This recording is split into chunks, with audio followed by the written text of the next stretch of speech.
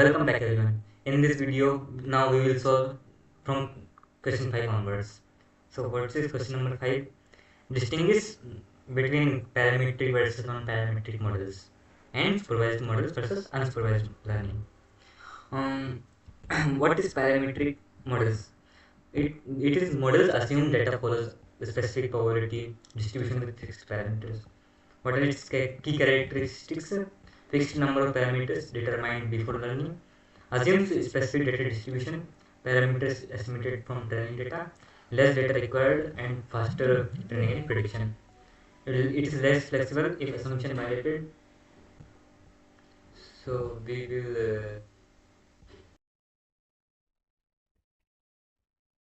so now examples of parametric models are linear regression. In which model y equal to beta naught plus beta 1 x1 plus beta 2 x2 plus epsilon. Fixed parameters. In this fixed parameters are beta 1, beta naught, beta 1, beta 2. Assumption linear relationship plus normal error distribution. Logistic regression. Fixed parameters coefficients w. Assumption logistic sigmoid relationship. Binary outcome p of y equal to 1 equal to 1 upon 1 plus e to the power minus wx. Naya base fixed parameters p of features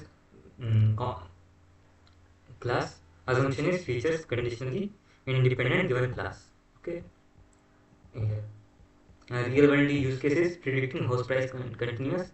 Model is price 5 lakh plus 0.5 into area plus 0.2 into rooms.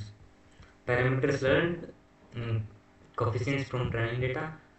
Assumption linear relationship exists. Data needed moderate 100 to 1000 records. Advantages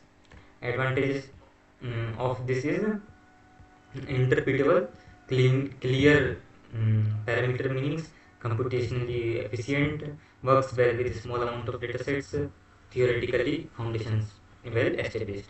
What are its disadvantages? Inflexible if assumptions violated, maybe interpret complex relationships, requires manual feature engineering. Okay, what are non-parametric models?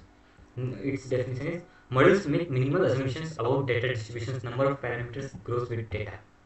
Its key characteristics are parameters determined by data, flexible data complexity, few distributions assumptions can capture complex patterns. It requires more training data and prone to overfitting. Computationally expensive. It can be expensive. Examples are k nearest neighbors, k and algorithm. No fixed parameters, learns entire training dataset, stores all training data points, classification based on k nearest neighbors, decision trees, tree structure grows from data. Number of nodes splits determined by data, recursively splits on feature maximizing information gain. Random forest. Ensemble of decision trees, number of trees is hyperparameter but structure data driven, captures non-linear relationships. Support vector machines. Real world use cases, face recognition, non-parametric neural network scenes. Parameter grows with data complexity, learns intricate facial feature patterns, data needed large 1 lakh plus images. Its advantages are highly flexible, adapts to any pattern, can model complex relationships, few assumptions needed, works well with large datasets. Its disadvantages are less interpretable, black box, computationally expensive, risk of overfitting, requires large training datasets, slower prediction time. Okay, parametric versus non-parametric. Here is the table given. Read it. Then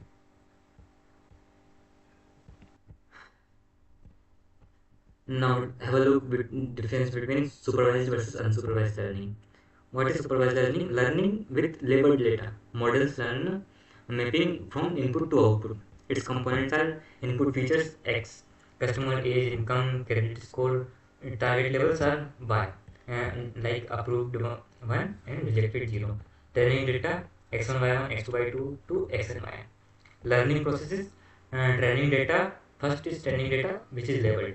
Then model learns pattern recognition, input processing, then output, minimize errors by predicted by actual, then training model. Its examples are classification, predict discrete classes, email classification, this is diagnosis, credit approval algorithms, Number 2 is regression. Predict continuous values like house price prediction, stock price forecasting, temperature prediction, algorithms like linear regression as we have read numbers. Real world example is loan approval. Here you can see an example of trending data. Here age, income, score and approved. There are 4 columns given. Model runs if age greater than 25 and income greater than 6 lakh and score is less than greater than 70, and then now see advantages of supervised learning: clear performance metrics, accurate predictions possible, well-developed algorithms can handle various data types. Disadvantages are requires labeled data, expensive labels can have noise errors, class imbalance problems, overfitting to specific labels. What is unsupervised learning? Learning without labels. Model discovers hidden patterns in data components are input features x only, no target variable y unknown, training data x1, x2 to xn. Learning process is unlabeled data. Model explores pattern discovery, find groupings, relationships, structures, then no explicit error to minimize discovered clusters or patterns. Examples are clustering, group similar data points, dimensionality reduction, reduce features, anomaly detection, find unusual patterns. Real world examples are customer segmentation, marketing data, no labels, spending frequency, recency, and rating. These are 4 columns for marketing data. K-means clustering, let's say K equal to 3. Cluster 1, high spending, frequent VIP customers. Cluster 2, low spending inactive, at risk. Cluster 3, medium spending, regular, loyal. um, marketing actions, VIP loyalty programs, exclusive offers, at risk वालों के लिए reactivation campaigns for loyal customers, regular communications. At its unsupervised learning के advantages क्या है? No labeling required, cost effective, discovers unknown patterns, exploration and discovery focus, works with raw data. Disadvantages are hard to evaluate, performance, no truth, results may be subjective, computationally expensive, requires domain expertise to interpret. Supervised versus unsupervised comparison. It is a table for given. Let's have a look after this session. Next question is, what is text mining matrix?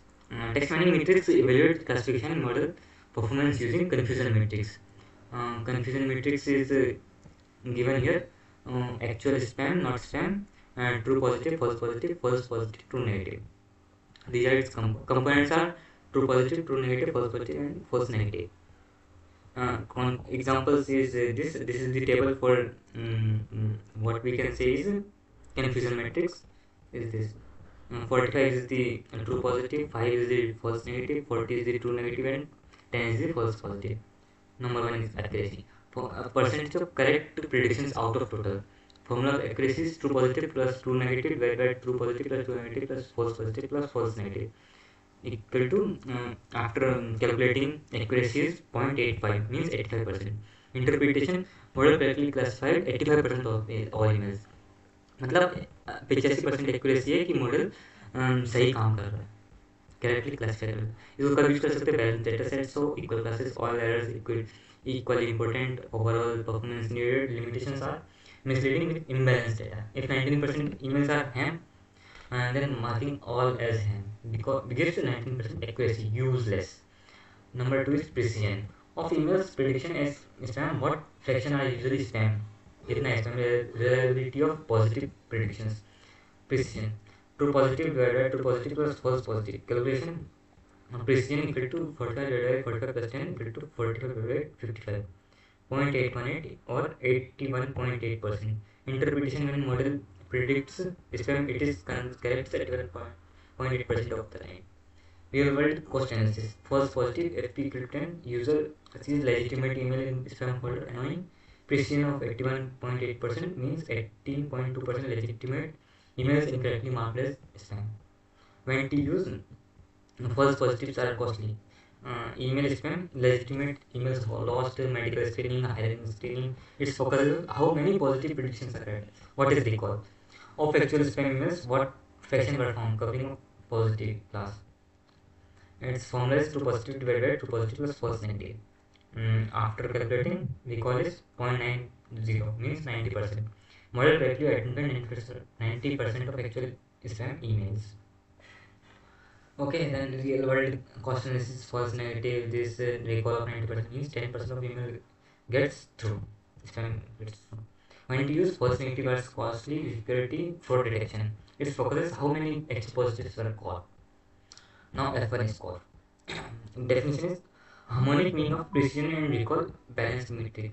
F1 score is equal to 2 into precision into recall divided by precision plus recall. Calculation after calculating F1 score is 0.857 means 85.7%. Interpretation balanced performance considering both precision and recall. It is the harmonic progression of precision and recall. Why harmonic mean? Harmonic mean penalizes extreme values. If precision 100%, recall 10%. Arithmetic mean 55%, harmonic F1 18%. Probability reflects poor imbalance. How to use imbalanced datasets? Both false positives and false negatives costly. Need single balance metric. Typical choice for classification evaluation. Practical comparison is given in this table. Read this. Real world scenarios is scenario on medical disease screening, cancer diagnosis test, scenario 2 is email spam filtering, scenario 3 credit card fraud detection. अभी can find मतलब इस इन formula से अपन निकाल सकते हैं कितना spam होता है और कितना जैसे मेडिकल हिस्ट्री में कितने फेलियर्स कितने पासेस होते हैं सर्जरी में या फिर किसी भी चीज़ में. ईमेल स्पैम में भी देख सकते हैं अपन कितने स्पैम आते हैं किसमें कितना नॉन स्पैम करता है. इन सबको फिल्टर आउट करने की strategy maximise precision accept lower recall some spam gets through protects user emails better to miss some spam then delete legitimate email. Scenario 3 is credit card fraud detection कितना fraud होता है कितना नहीं होता है ये सब भी अपन इससे निकाल सकते हैं. Now question number 6 is missing data handling. How are missing values handled? Suggest 3 approaches. Upon comprehensive coverage for previous sections इसमें मतलब मिसिंग वैल्यूज को अपन हैंडल कर सकते हैं कैसे. या तो मीन मोड मीडियन अपन ने जैसे पहले देख चुके हैं अपन पिछले क्वेश्चन में कि अपन या तो मिसिंग वैल्यूज को मीन मोड में एक तो होगा कि मीन मोड मीडियन से अपन रिप्लेस कर सकते हो वैल्यू को. बाकी जो रेस्ट वाले जो डेटा सेट्स हैं जो गिवन है उनका मीन मोड या मीडियन कुछ भी निकालो उसको फिल कर दो है ना उस मिसिंग वैल्यू में. या फिर एक और अप्रोच हो सकती है कि के नियरेस्ट एल्गोरिथम से के नियरेस्ट नेबर एल्गोरिथम से के एल्गोरिथम. और सो we have read it in the previous video so you can watch it. Now question number 6 का B वाला क्या है explain logistic regression and use the logistic function to calculate the probability of a class for a given input example. It is also we have learned earlier and so go and watch it one. Question number 7 k-means clustering. What is k-means? Explain the k-means clustering algorithm which is to discuss how initial and centroids influence. Now question number 8 comparison descent trees random first and boosting highlights strength and weaknesses of each. Descent trees random first and boosting highlights. Okay, show how basic logic gates can be built using single layer and neural net and as complete table. Number of neurons are they filled up in this table and then see the answer. So now at last we will see some conclusions from the end sem question paper. This comprehensive examination of introduction to data science covers all critical concepts. First from CRISP-DM frameworks. It is systematic approach to real-world machine learning projects. Probabilistic methods, Bayes theorem and Bayesian classification. Statistical distributions are understanding data characteristics, data handling, practical data cleaning and transformation. Feature engineering, creating powerful model inputs. Learning paradigms, supervised and unsupervised distinction. Model evaluation, metrics for assessing performance. Clustering, unsupervised grouping with k-means.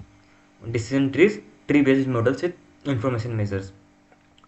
So what are the key takeaways we can take from this paper? And data science is iterative. Understand, prepare, model, evaluate, then deploy.